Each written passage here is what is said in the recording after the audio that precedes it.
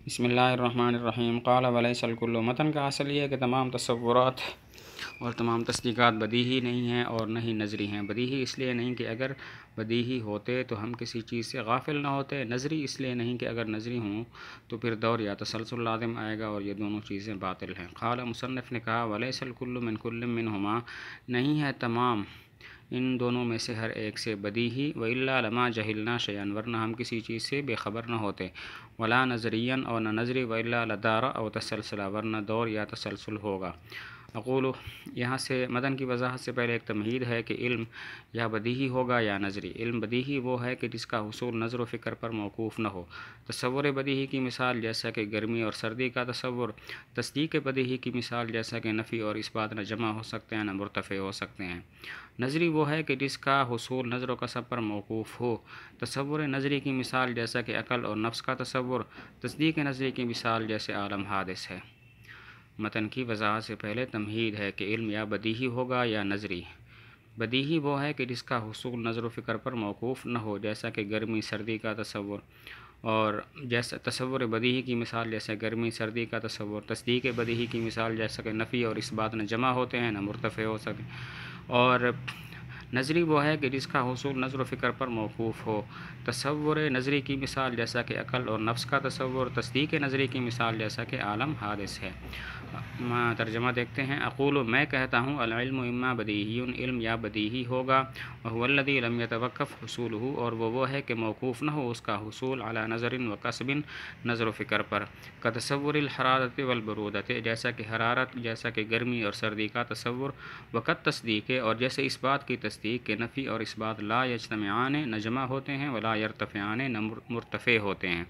وَإِمَّا نَظْرِيٌّ، اور یا نظری ہوگا، وَهُوَ الَّذِي يَتَوَقَّفُ حُصُولُهُ، اور وہ ہے کہ موقوف ہو اس کا حصول علی نظر و کسب، نظر و فکر پر، کتصور العقل والنفس، جیسا کہ عقل اور نفس کا تصور، وقت تصدیق، اور جیسا کہ اس بات کی تصدیق عالم حادث ہے۔ فَإِذَا عَرَفْتَ هَذَا فَنَقُولُ، تمہید کے بعد اب متن کی وضاحت کرتے ہیں کہ تمام تصورات، تمام تصدیقات بدیہی نہیں ہیں، کیونکہ اگر تمام تصورات و تصدیقات بدیہی ہوتے تو پھر ہم کسی چیز سے بے خبر نہ ہوتے، حالانکہ ہم بہت ساری چیزوں سے بے خبر ہیں۔ معلوم ہوا تمام تصورات و تصدیقات بدیہی نہیں ہیں۔ تمہید کے بعد متن کی وضاحت کی کہ تمام تصورات و تصدیقات بدیہی نہیں، کیونکہ اگر تمام تصورات و تصدیقات بدیہی ہوتے تو ہم کسی چیز سے بے خبر نہ ہوتے، حالانکہ ہم بہت ساری چیزوں سے بے خبر ہیں۔ معلوم ہوا تمام تصورات و تصدیقات بدیہی نہیں ہیں۔ اس کا ترجمہ کرتے ہیں۔ اذا عرفت ھذا، جب تم نے یہ بات جان لی، فنقول، تو ہم کہتے ہیں، لیس کل واحد، نہیں ہے ہر ایک، ہر تصور و تصدیق میں سے، بدیہیاً بدیہی، فإنہ لو کان، اس لیے کہ اگر ہوتے، جمیع التصورات تصدیقات بدیہیاً، تمام تصورات و تصدیقات بدیہی، لما کان شیء من الاشیاء مجہولا لنا، تو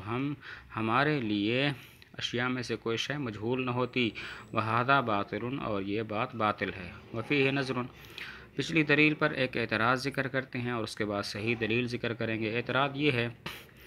کہ یہ کہنا صحیح نہیں کہ اگر تمام بدیہی ہوتے تو ہم سے کوئی چیز مجہول نہ ہوتی، اس لیے کہ ہو سکتا ہے کوئی شے بدیہی بھی ہو اور ہم سے مجہول بھی ہو، کیونکہ بدیہی کا حصول اگرچہ نظر و فکر پر موقوف نہیں ہوتا، لیکن ہو سکتا ہے کہ کسی اور چیز پر موقوف ہو، جیسا کہ عقل کو متوجہ کرنا، اس کا احساس کرنا، حدث یعنی کہ جس کی وجہ سے ذہن سرعت سے مبادی سے مقاصد کی طرف منتقل ہو جائے، یا تجربہ وغیرہ، تو جب تک یہ چیزیں حاصل نہ ہوں بدیہی حاصل نہیں ہوگا، کیونکہ ضروری نہیں کہ جو چیز بدیہی ہو حاصل بھی ہو جائے۔ وفیہ نظر، سے پچھلی دلیل پر اعتراض ذکر کرتے ہیں اور اس کے بعد پھر صحیح دلیل ذکر کریں گے۔ اعتراض یہ ہے کہ یہ کہنا صحیح نہیں کہ اگر تمام بدیہی ہوتے تو کوئی شے ہم سے مجہول نہ ہوتی، کیونکہ ہو سکتا ہے کوئی شے بدیہی بھی ہو اور مجہول بھی ہو،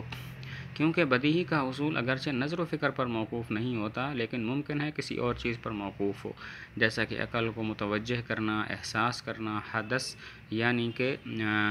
جس کی وجہ سے ذہن سرعت سے مبادی سے مقاصد کی طرف منتقل ہو جائے، یا تجربہ وغیرہ، تو جب تک یہ چیزیں حاصل نہ ہوں بدیہی حاصل نہیں ہوگا، کیونکہ ضروری نہیں کہ جو چیز بدیہی ہو وہ حاصل بھی ہو جائے۔ وفیہ نظر، ترجمہ کرتے ہیں اور اس میں اعتراض ہے۔ لجواز بوجہ جائز ہونے اس بات کے ان یکون الشیء بدیہیا کہ شے بدیہی ہو و مجہولا لنا اور ہمارے لیے مجہول ہو، فإن البدیہیہ اس لیے کہ بدیہی وإن لم يتوقف حصوله على نظر وکسب اگرچہ موقوف نہیں اس کا حصول نظر و فکر پر، لیکن یمکن ان یتوقف لیکن ممکن ہو کہ موقوف ہو جائے اس کا حصول